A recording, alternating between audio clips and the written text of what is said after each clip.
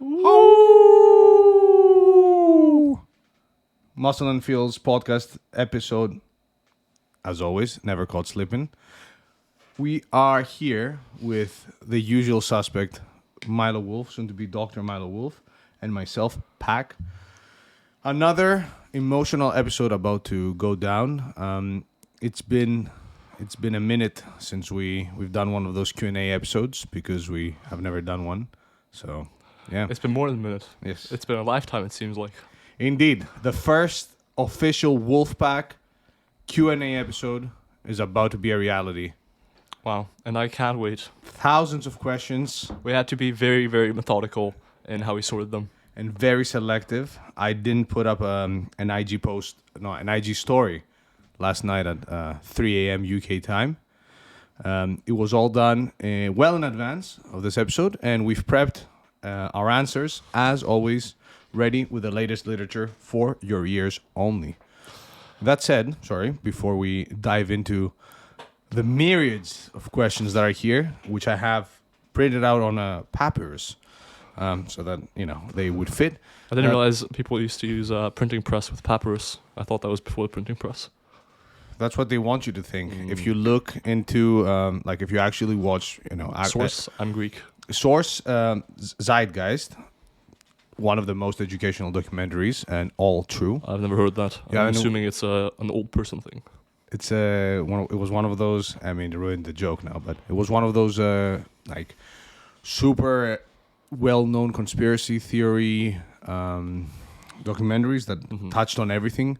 From religion and Christianity being this and that to 9/11 to this to that. But many people would quote it as if it was the most legit source.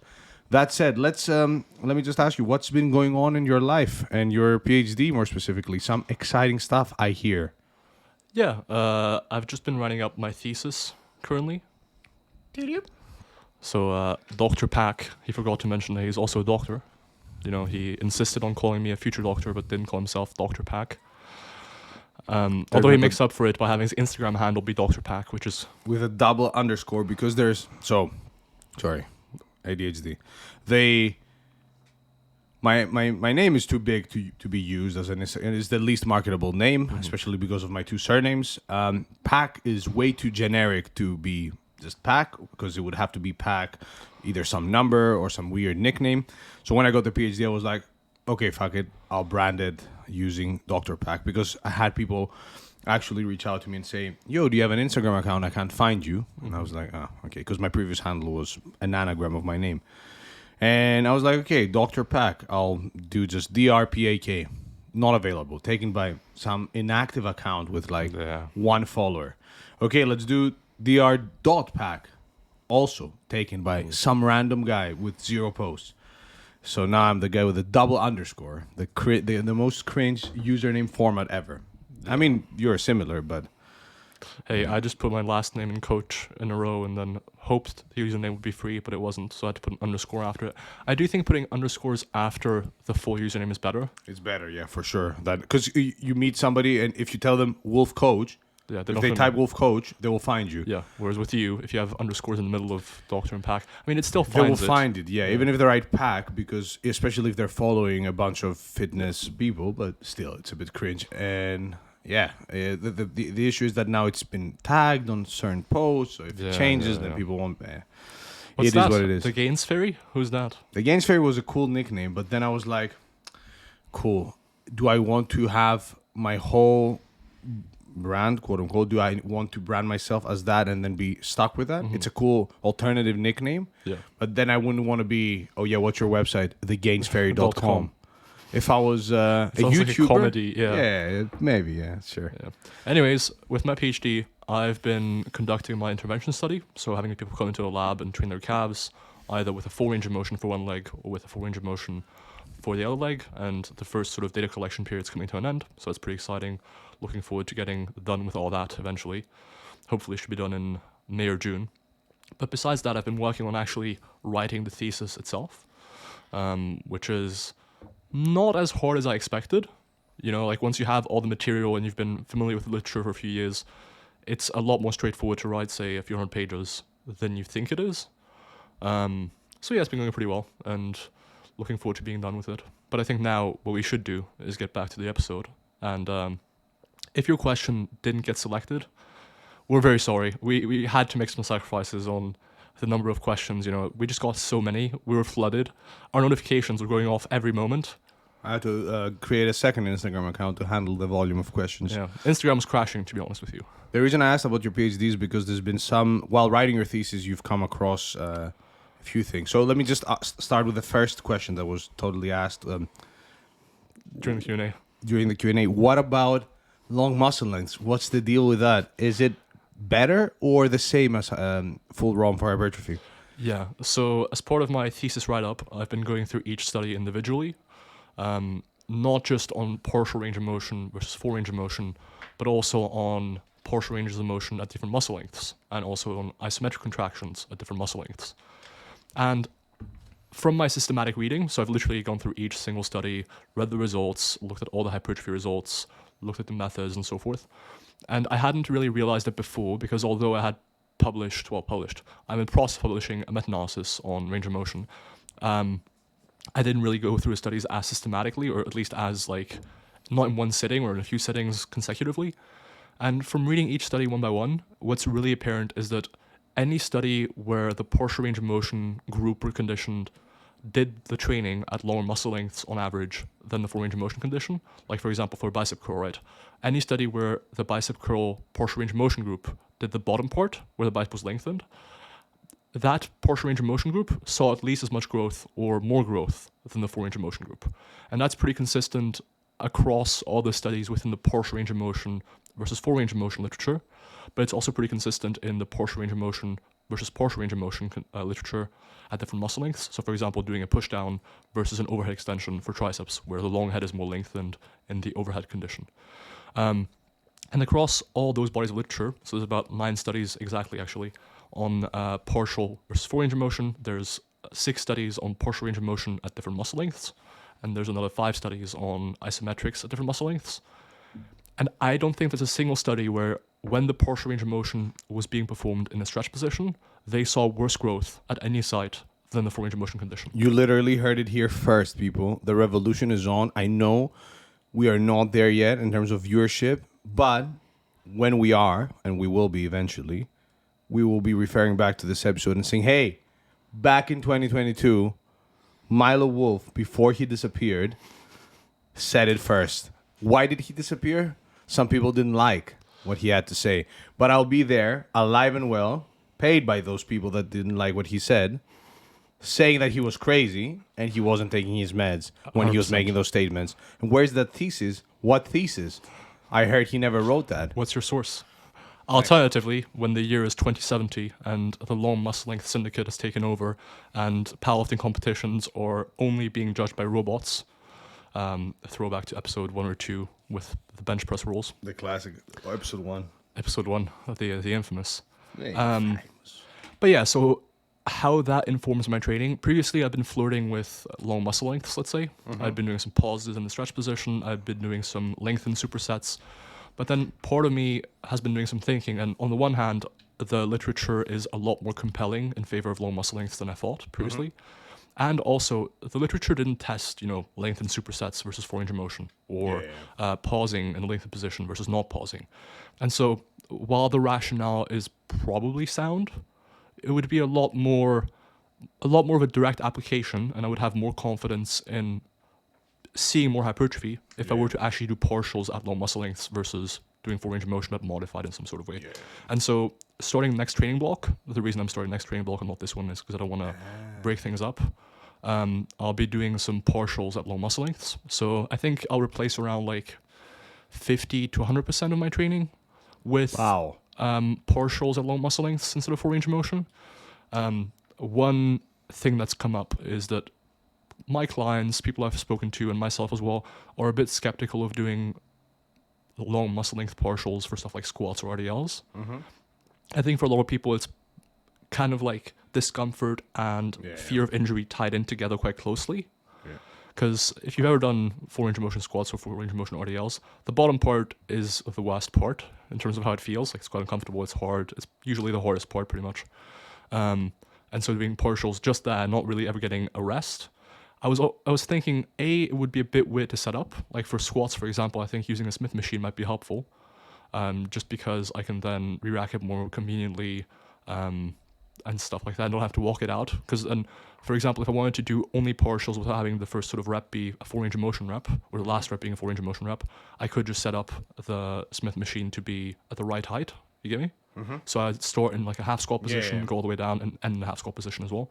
So you don't have the awkward thing of either walking out more weight than you used to, or doing the first rep as a 4-range of motion eccentric and then having to do a 4-range of motion rep at the end as well, right? Because then for your last rep, you'd have to go all the way up, do a 4-range of motion rep, and then re-rack it. So a Smith machine might be more, might make more sense there. But yeah, I think another consideration is for lower repetition sets, like maybe sets of 5, for example. So in general, the literature says, hey, if you want to optimize hypertrophy, probably do at least 5 reps per set, because then you accumulate sufficient volume load or sufficient time under tension. It's not really clear what exactly is the reason for it. But doing at least 5 reps per set is necessary to optimize hypertrophy per set. And for partials, because you're probably going to be spending less time per rep, right, because you're doing less range of motion, you probably want to do a few extra reps on the bottom end. So instead of doing maybe 5 minimum, maybe do 8, or maybe control the tempo more than you would usually. But yeah, I think it's exciting stuff. And another concern with the RDLs and squats, for example, would be injury, where, you know, when you're squatting for powerlifting, it's quite straightforward. You breathe in at the top, brace, go down, and I think a lot of people derive a feeling of safety from that. Yeah, You know, and a bit of rest at the top. Yeah, exactly. Yeah, for sure.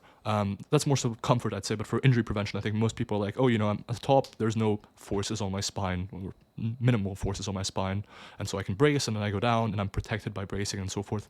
Whereas with squats, they're basically going from ass to grass to just above the hole, right? Just above parallel. Where do you breathe in and out? You know. I think I'll probably do the same thing I've been doing for hack squats and higher rep leg work, which is I breathe in on the way down, brace at the very bottom, and then breathe out at the top again. Discomfort o'clock. Yeah, but I think because I'm not super confident that bracing reduces injury risk, I think it's the sort of thing where I just have to take the leap, a leap of faith or a leap of That's fine. Yeah, evidence-basedness, rather. But because your RDLs as well are deficit RDLs, so with partials at long muscle lengths on deficit RDLs, you're essentially just at the hardest part the whole time. Yeah, and my deficit RDLs are deficit. Yeah, at the bottom double bumper plates. Yeah, at the bottom of each rep, I'm basically literally touching my feet with the bar. Nice. Like when I'm setting up for deadlift, I can't really do the first rep correctly. This will be used against you in the future when they say, yeah, the guy was crazy. Yeah. So anyways, I'm basically just replacing at least half of my training in the future with long muscle length partials. Interestingly, as far as hypertrophy is concerned, generally when hypertrophy was measured at more distal sites, like for example for the quads closer to the knee, that's where lower muscle length training, like lower muscle length partials, generally outperformed 4-range of motion and or partial reps at short muscle lengths. So, you know, who knows? Maybe by doing this, I'll see more distal growth, and like all of a sudden my quads at the knee will be huge, my biceps will be filling out my elbow, you know? Who knows? Might be happening. Let's see. And would you be comfortable saying that doing straight sets, full ROM sets, and, you know, doing that little pause at the end, or focusing on, okay, get a nice stretch and maybe spend that extra second at the lengthened position is more of like, even it's like the icing on the cake, even if that, Yeah, so I'd say it probably makes sense mechanistically. Like if we think that training at lower muscle length is better for hypertrophy, then it makes sense that pausing at the lengthened position makes you proportionally spend more time there, and thus makes it better for hypertrophy. But that's not what's been directly tested. And so oftentimes with sports science research, you don't have studies directly examining what you're interested in. Sometimes you will, and then you should probably refer to those for the most part. But if you don't, you kind of have to fill in the blanks a little bit. But in this case, because partials at low muscle lengths are a very practical solution, like there's no reason why you couldn't do them in the gym, right? Yeah. For some machines, for example, it might be an issue of there's not enough weight to do them properly, or I'd have to do them for high reps. Like I'm thinking pull downs, for example. Pull downs I can do relatively close to the full stack for a set of 10 or what have you.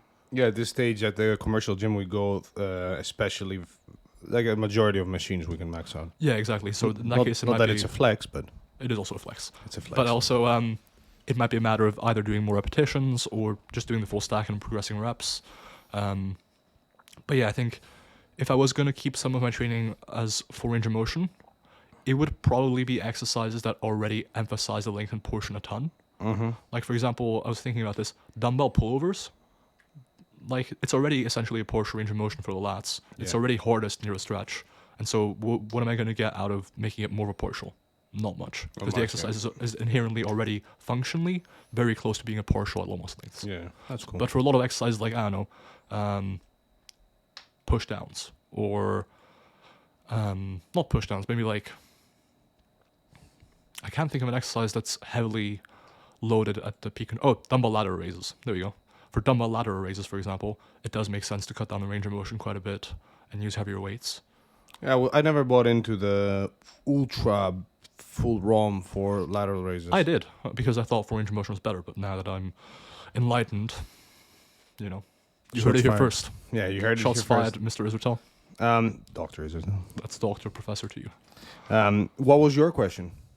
One of your questions, actually. On my Instagram. Yes. Well, it's funny you should ask that. I'm thinking of a specific diet one that I could answer. Oh, yes. There were so many, though, so it's... And now, question number 366A. Cool, got it. That would be, is it possible to build muscle outside of a caloric surplus, or do you have to be in a surplus? So, the short answer is resounding yes and no. And That is so yeah, exactly. boring. That was the joke. But no, there's no... The answer is yes, you can build muscle mass without being in a caloric surplus, but by being on maintenance calories. We have relatively good evidence that that's possible on untrained and overweight or obese individuals. There was a recent meta-analysis. Sounds like you. Yeah, much like me, but untrained. Untrained and. Yeah, and bald. But there was a recent meta-analysis that looked at the effect of an energy deficit on muscle gain specifically, and essentially what they did is they looked at the literature and they had two analyses. They had one analysis, so they split it into analysis for this reason. There were not a ton of studies that directly compared energy deficit versus control. Control was usually maintenance calories and a resistance training intervention. So they had one analysis where they looked at all the studies that did that, and then a second analysis where they tried to match studies that had people either in a deficit or on maintenance and doing resistance training and sort of compare the result. And overall, what they found was, as far as the deficit is concerned, it totally impaired the ability of one to gain muscle mass. And it actually caused a deleterious effect after approximately 500 calorie deficit, which is very common in our field. At around the 500 calorie mark, people were able to maintain their muscle mass. Obviously, terms and conditions apply. Some studies used DEXA to assess body composition and so on and so forth. But what was interesting to see was, one, that the people that were in a deficit and lost muscle mass or just managed to gain strength throughout their diet. But the control groups were not in a surplus. They were essentially roughly at maintenance, and they did make significant muscle gains and strength gains. But the participants that they looked at from all those studies were mostly women in their 50s and 60s and untrained, and usually overweight or obese. There's been, I think it was a narrative review or just a review of the literature by, I'm not sure if Christopher Barakat was the leading author, but he was one of the authors for sure. If he was, apologize to Christopher for the hate and disrespect. I take it back. But they seek to find just that, whether body recomposition is possible, essentially the process of gaining muscle and fat and losing fat at the same time. And they did mention that there was some data. It was very limited, though, just a handful of studies that did show that it may be possible in trained individuals as well. But if you are trying to maximize muscle gain, because gaining muscle it's a rather complicated process, and it also involves we're not definitely sure of the surplus that is needed to ensure that your body has enough energy to support the cost of building new tissue and so on and so forth. There was a paper that I don't remember the first author, but I remember the good Dr. Eric Helms was part of it. And the title was, "Is an energy surplus required to build muscle mass or maximize muscle mass?" And or how much of a surplus is needed. And they I think, concluded somewhere like a rough ballpark of 300 to 500 calories, or somewhere around there, over maintenance to be needed. But where I'm getting at is, yes, you can build muscle when on maintenance, and for coaches and I don't know, the 3 untrained people that are listening to Muscle and Feels for whatever reason, sure. And it there's some practical takeaways for coaches who work with people that are not iron addicts and may not want to be overwhelmed with, okay, now I'm counting calories and training and just want to train. Sure, an untrained person may be able to gain muscle mass without gaining a bunch of weight. But if you're somebody who's serious about training and you want to maximize muscle gain, it is in your best interest to be in a calorie surplus by a few hundred calories for sure. Obviously, monitor performance, your body weight, waist size, see whether you are making gains in the gym, whether you're getting significantly fatter or heavier, and adjust accordingly. But if you started at a 300 calorie surplus and monitored your body weight and waist circumference, it's very unlikely that you're all of a sudden going to either balloon up or lose a bunch of weight. Yeah, so that's pretty interesting. I had seen the 500 calorie sort of figure before. Yeah. 500 calories is the largest safe deficit as far as muscle retention is concerned. I mean, I didn't read the paper, so, sue me. We don't do science around here. But how does that inform your dietary advice to people in terms of, when you're having them lose weight, do you actually purposely slow weight loss down to roughly meet that? Or do you still go with more aggressive rates of weight loss sometimes, like 1% per week instead? That's a good question. So it will depend on the client, their body fat, and what their goals are. So with some of my clients that are on the heavier side and have a bunch of fat to lose, although in that particular meta-analysis, the trend, the effect of a calorie deficit on muscle mass, on muscle loss was linear. So the bigger the deficit, the more the muscle loss. And I think the deficits at some point were like over 1,000 calories. With some people, a more aggressive deficit, especially if they have to lose a bunch of weight, although you may be risking some muscle loss. And keep in mind that, we are talking about individuals who will be eating a bunch of protein and training very hard multiple times per week. The participants in those meta-analyses were training 2 or 3 times per week, doing full body exercise. Plus, we're not like details on the intensity of effort and so on and so forth we're not as open as we would like to. I digress. But if a client has a bunch of weight to lose, I would rather take the slight risk of some muscle loss and make sure that we are pushing training hard and consuming a ton of protein to minimize that loss. Because even if you lose a bit of muscle while losing a significant amount of weight, you'll gain it back pretty quickly once you resume back on maintenance calories or even a slight surplus. Rather than, let's say you have somebody who needs to lose 20 kilos or 40 pounds, rather than spending 2 years very slowly trying to find the perfect 500 calorie deficit, because your total daily energy expenditure may change from one day to another. And if you're trying to be as conservative as possible, you may have weeks where you're not losing weight, and then it gets very tiring. And if you're talking about a net loss of half a pound of muscle or 1 pound of muscle, although for some people that would be significant, that will be quickly gained afterwards. Plus, the way body composition was assessed in those studies, you cannot, they didn't say muscle mass specifically, they said fat-free mass. So it may be that it wasn't actual lean tissue that was lost. So we must take that in consideration. But if you're somebody who's relatively lean and is not in a hurry, for those clients, I'll be more conservative and slowly drop calories. If they're losing around 1 pound to half a kilo per week, somewhere around there, I'll keep it there, close to the 1% of body weight per week, maybe a bit more conservative, depending on their feedback as well. Mm-hmm. Yeah, the one area where I think this is pretty interesting, but also frustrating, is for competitors, both in physique sports and in powerlifting. So obviously these studies didn't include competitors in any sense. And this is especially problematic when it comes to physique competitors, because their body fat percentages, lifestyles, even to some extent in terms of training, in terms of supplementation and so forth, are very distinct from the populations included in the study. But for most people, for the gen pop, honestly, who gives a shit if you lose some muscle during your diet? Yeah, you for can sure. regain it super easily after, Yep. unless you want to look your best for a photo shoot or for like a holiday. You'll still look plenty good anyways. Like You look better being leaner than being fatter. 100%. But for powerlifters or strength athletes in general, and for competitors in physique sports, there is a lot more of a. It's a lot more important to maintain muscle and strength. Yeah. And assuming strength is reasonably well tied to muscle, different debate. Maximizing muscle retention during the diet is super important. Yeah. And so, if a 500 calorie deficit was kind of the largest safe deficit as far as muscle retention was concerned, that does make me think like, shit, what sort of calorie deficit do you have to be on during prep to not lose much, if any, muscle?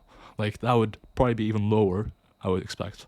Because if you're at 5% body fat versus 15 for a male, for example, at 5% you're more likely to lose muscle in all likelihood.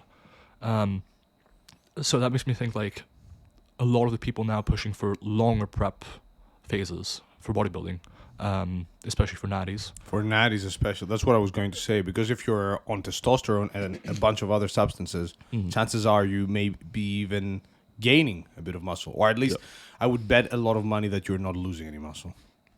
Yeah, so I think when you're deep into contest prep, and with the water fluctuations as well and stuff like that, I guess it sort of confirms something that natty bodybuilders have been saying is like, oh, some weeks you won't see any scale change, and that's fine, and that's even good in a sense.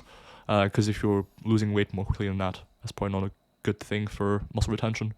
So yeah, next time I prep, I'll probably take a slightly more conservative approach up front, like as in when I'm starting from off-season entering into prep, but especially deeper into prep when like I'm close to show, it might be like, okay, let's slow things down a lot and start in a reasonable place to begin with, so that I don't have to rush weight loss towards the end. Yeah, that's a great point, and I think we can also use the bunch of natty bodybuilders and yourself as a good sort of, don't worry too much about losing a bit of muscle, because you did get super lean and you did lose a bunch of weight, and you were on a somewhat aggressive deficit at times. And yeah, in the end, maybe if we could measure your lean mass, maybe you lost a bit, but one, that wasn't noticeable. You looked extremely jacked because you were extremely lean, and at the same time, if you lost anything or whatever you lost, you regained back pretty quickly. And we see the same with natty bodybuilders all the time. Nobody goes on stage and, like, okay, obviously we're talking about people that have done their prep and are training hard, etc. And nobody says, look at him though, he lost a good deal of his back muscle.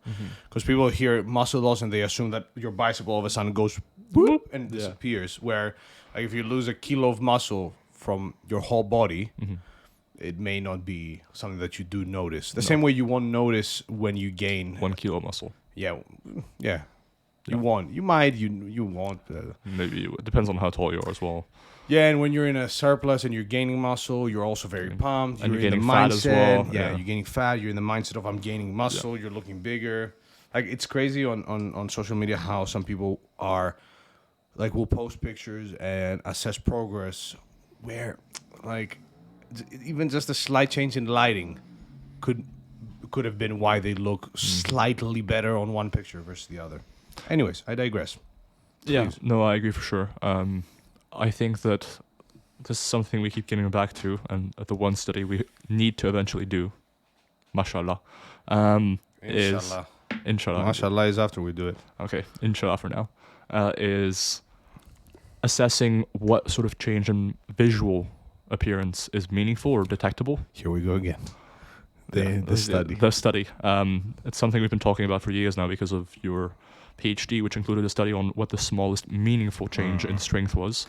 And being able to apply the same reasoning to muscle size differences would be pretty cool, but, you know. That would be cool. That's after you finish your PhD, we can potentially do that by offering some free coaching and getting mostly untrained individuals so that there can be a big change in. I mean, we could get both trained and untrained. Yeah, eventually we'll do that. 8 to 12 weeks, trained and untrained. Before, after pictures, some bodybuilding judges, personal trainers, because it would be cool to see on what level are those changes visually accessible. Imagine bodybuilding judges turn out to be less accurate or no more accurate than the average person in terms of detecting changes. That would be. I would love. It would honestly be interesting to see some research on whether or in not general. judges in bodybuilding are actually competent. Because you hear stories of like, I don't know, no shade at all. I've heard Eric Helms, I think, talk about it, where like he'll sit in the show and be like, "Yep, this guy's placing 5th, 4th, 3rd, 2nd, 1st," and he'll get it right every time or a lot of the time. And it makes sense, right? Like you'd think you kind of know, but then who knows? Especially at the highest level, man. Like when have you watched the Olympia ever? Yeah. Not all of it, but I watched a good deal of it. Like, okay, now, yeah, I think I can say top 5, maybe, because the top 5 is so freakish. Number 1, Chris Bumstead. Number 2, Chris Bumstead. Number 3, Chris Bumstead. Number 4, This is based on the social media interactions I've had or seen. Comstead. Fuck you. You've heard of Chris Bumstead. Now get ready for Okay.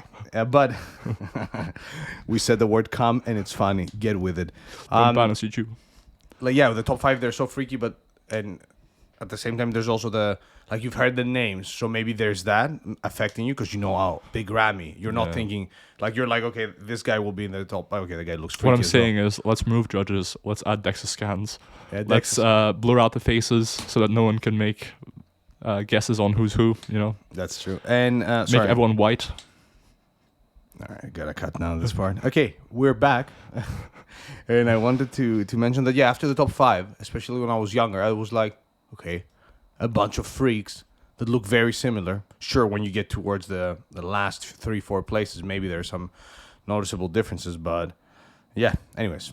Judging research would be really cool. Yeah, it's not something that's been done before, to my knowledge. I mean, it's been done in other sports, like I imagine gymnastics and what have you, because they also use scorecards. Yeah, that's true. But not in bodybuilding. It's crazy because I don't know gymnastics, and every time you see them and they land and they're like, yeah! And I'm like, yeah, that was good, you right? did it. Yeah. That looked awesome, but it looked great when you did it before, too. And the other guy looked good too, so what's going on, you know? Extreme I biceps imagine on that's the gonna be gymnast. yeah, but I imagine that's gonna be the same for people watching bodybuilding. It's like, oh, that guy looks jacked, so that would look pretty jacked too, you know, like.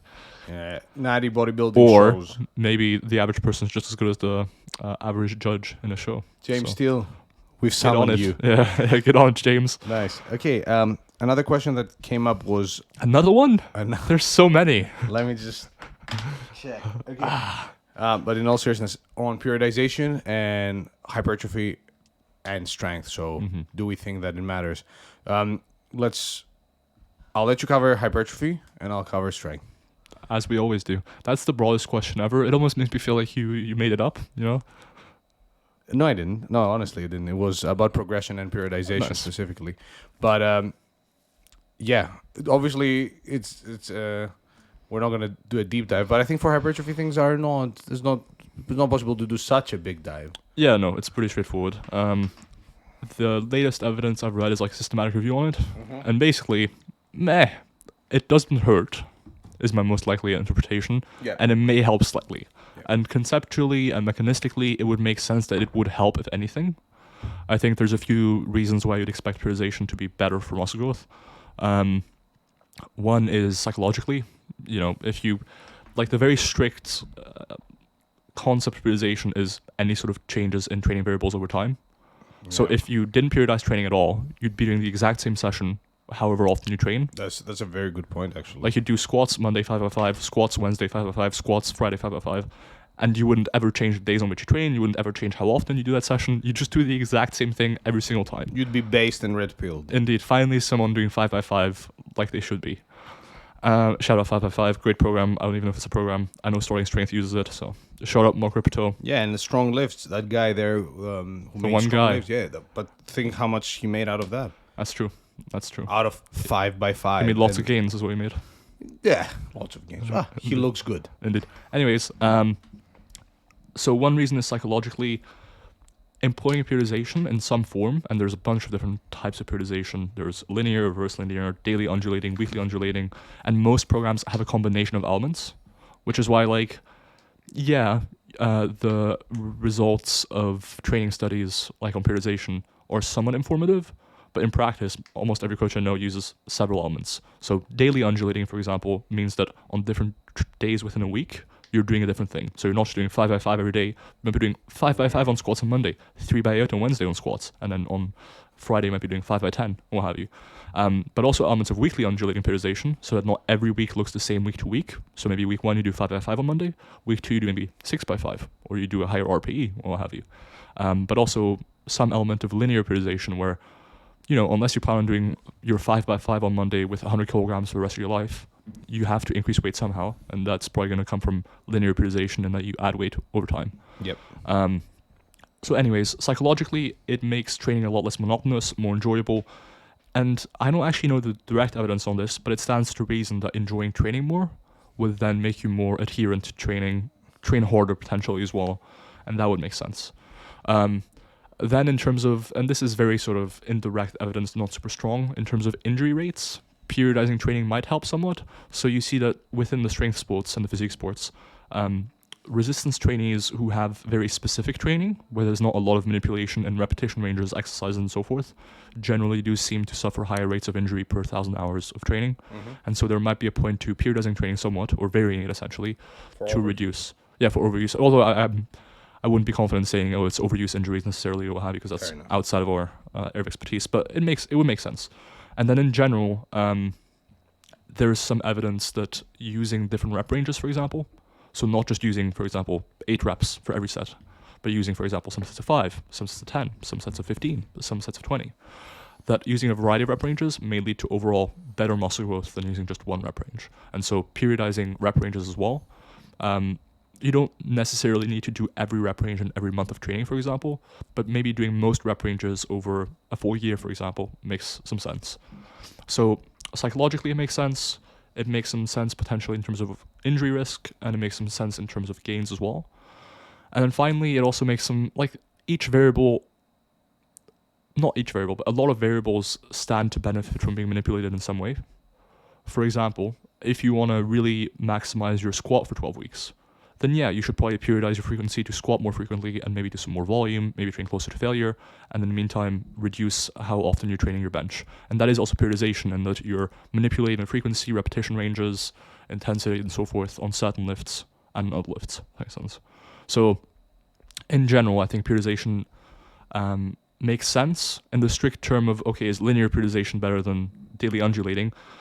There's some evidence, I think, that daily undulating works pretty well, but it's not really a meaningful difference.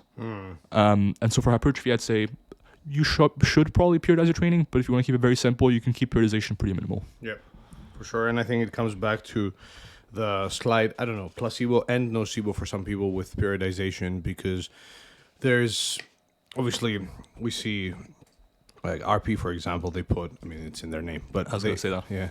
They put a lot of stuff out, which is very, very helpful. But at the same time, I think for some people, it gives the illusion that, if you haven't planned a mesocycle down to a T, and if you are not starting at a specific RPE and finishing at a specific RPE, obviously the way it's presented is hey, this makes sense, and it does make sense. But at the same time, as long as you are changing some variables, even somewhat intuitively, to an extent, if you're training very hard and you are taking a deload here and there, and you are adding a set or adding a few extra reps and changing exercises here and there, it's likely that you're still going to make awesome gains. The interesting thing though is, if you're within the range of effective training, you're within the effective set range, let's say, maybe between 5 and 15 sets per muscle group for most muscle groups. Is that to maintain, to absolutely at least maintain? No, that's to lose muscle. That's to lose muscle. This is a joke. We've just been talking recently about how people, back in the day, a couple of years ago maybe, were a lot more under the illusion that to maintain muscle, oh shit, I need to do at least 10 sets per week per muscle group, otherwise I'm going to lose all my muscle. So as long as you're within the effective ranges for example, number of sets per week, how close to failure you train, how many repetitions you perform, and so forth, the need for periodization becomes very, very small, or even non-existent. Yep. Yeah, for sure. That's a good point. For strength things, so keep in mind as well that the idea of periodization for sport is much different than what we do in our niche. So if you're a recreationally active individual gaining muscle and strength, and you're not a powerlifting athlete who has multiple competitions throughout the year, you're not going to be, it's unlikely that you're going to be planning a year ahead, because you may be, and that's another buy-in for periodization. So a lot of thinking, quote unquote, and not quote unquote lifters, love the idea of, oh, I'm in control now. And we've gotten a few clients like that want to have a plan ahead and feel like, okay, we're controlling, and like every step we're taking is a calculated step. That sometimes is an illusion, but psychologically it helps. And if it helps you, namaste, etc. Do you bro, and whatever. But for sports, when you have a competition calendar and you need to peak for specific competitions, that's where periodization becomes much more important. Now, for strength in general, the data, and there's an amazing periodization article by Strong by Science. Greg, I think he said he spent over 100 hours on that. I saw the Facebook post. You mean Greg Buckles? Greg Knuckles, aka The weaker twin of Greg Knuckles because he buckles. Neg Guckles. Neg Gruckles. Gruckles. Yeah. Shout out, Greg. Top article. Check it out. But essentially, periodization led to better and faster gains in both trained and untrained lifters, with some form of undulating periodization being slightly better. We are talking about meaningful increases in strength and speed of attaining that strength. But at the same time, we don't have studies actually examining the concept of periodization. We have studies that have looked at, like, let's say, linear periodization for a specific amount of weeks that don't really reflect the concept of, okay, this is a yearly a plan, like a macro cycle. Like, it's mostly individual mesocycles that are being examined in the literature. And that, like, we'll take one study on linear periodization, which looked at, okay, 16 weeks of linearly adding weight, and then another study where for 8 weeks they did daily undulating periodization, which led to better gains, but that's not really reflective of periodization. But if you're a strength athlete, yeah, periodization makes sense. That reminds me of a point I was going to bring up with the calorie deficit studies on muscle retention. And that was that, yeah, I mean, it would be cool to have more studies on the size of a deficit and the effects on body composition in people who are performing resistance training. Yeah. But just like with performing really long training studies on periodization, bro, that study seems like a pain in the ass to run. It's not going to happen. Yeah. It's not going to happen. Unless I become, or you, unless we become legit millionaires, that's when... Like we aren't already. Yeah. Get it together, we're viewers. billionaires now, so if we get poorer and we have more free time, then we may look at it. But no, like, unless somebody with a good amount of money, but like a good amount of money... I'll call James Steele, who's a reported trillionaire. Yes. And allegedly. Also totally human. But yeah, unless somebody has some money and time to dedicate, we're probably not going to see those studies for a while. And maybe we see some indirect study on maybe athletes where they... But like... Yeah, I think with periodization studies specifically, and with a lot of fields, there's 2 points to consider. One is for the duration of intervention. Like, let's say, you think periodization only matters for like the first 8 weeks. That's something we can assess. If we have enough studies, we can perform a meta-analysis. And within that meta-analysis, we can perform a meta-regression, looking at, okay, how does the effect between two periodization types, for example, change as the intervention duration changes? So, for example, when you're periodizing training for 4 weeks, is there a bigger difference than if you're periodizing training for 16 weeks? Yeah. So that's something we can do. And that brings me to my second broader point that doesn't just apply to this concept, but to a lot of areas of evidence within sports science. And most relatively underfunded, quote unquote, give us more money. We need more studies on how to get jacked. Give us some money, please. Yeah, more money, all of it. Forget medicine, forget all that. There's we need to get money. jacked. Just, sorry. Bars. Any research that's coming out from our end, obviously for our respective PhDs, there was a very generous donation by RP, but that was just a donation, wasn't actual funding. But any studies that come out that involve us, just for the record, they're studies that we've done because we enjoy. Like, we're not contracted by a university to do studies, nor do we need to do studies. They're all because we're doing it for the love of the sport. 100%. That brings me to my broader point. Because of that setup that a lot of people have within sports science, the studies are, you have two options. Either you do a study that's not got a huge sample size because you don't have the money or the resources to do so, so you had like a huge sample size, or you don't do the study. Yeah. Most people are still going to do the study.